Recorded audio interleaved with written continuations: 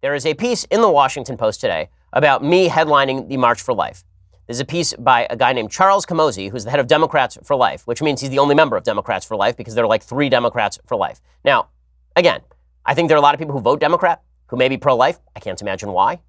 Maybe they found the one representative who is somewhat pro-life in the Democratic Party. But the Democratic Party as a whole is a pro-abortion party.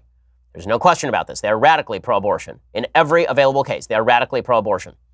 But this guy, Charles Camozzi, says I should not speak at the March for Life. I'm keynoting the March for Life in early January. Very much looking forward to it. He says that the biggest problem with the March for Life has to do with the near total lack of huge name promoters as the anti-abortion movement continues to be the third rail for American celebrities. That's about to change. In a few weeks, the march will be keynoted by a genuine superstar, Ben Shapiro. Well, thank you. The 34-year-old Orthodox Jew from Southern California hosts the most popular conservative podcast in the country. A pre-election special he did this fall was one of the most watched shows on cable TV the day it aired. His Daily Wire opinion news website boasts 140 million page views per month.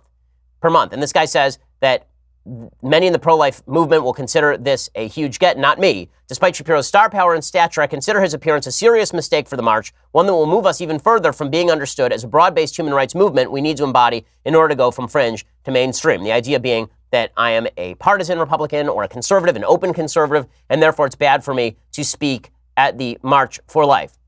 So this is what he says. Trump is a buffoon, but Shapiro is helping to form the imagination of many millions of young conservatives. He also has deep relationships and regular exchanges with pro-choice members of the intellectual dark web and is one of the few pro-life public figures who is taken seriously outside the pro-life movement itself. Though I disagree with Shapiro about 60 to 70% of the time, I listen to his entertaining show regularly and consider him a very important voice for vulnerable populations. His commitment to argument and evidence represents the only chance those who lack power in our culture have to get their interests taken seriously. So what's the problem?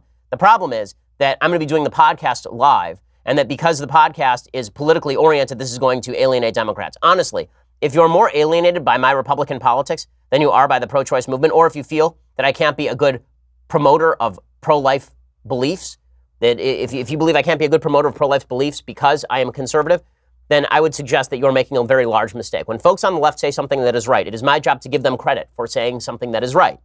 And when I say something that is pro-life and correct, it seems to me pro-life Democrats should be on my side, and it's not my job to pretend that the Democratic Party has played an innocuous role in the pro-choice versus pro-life debate.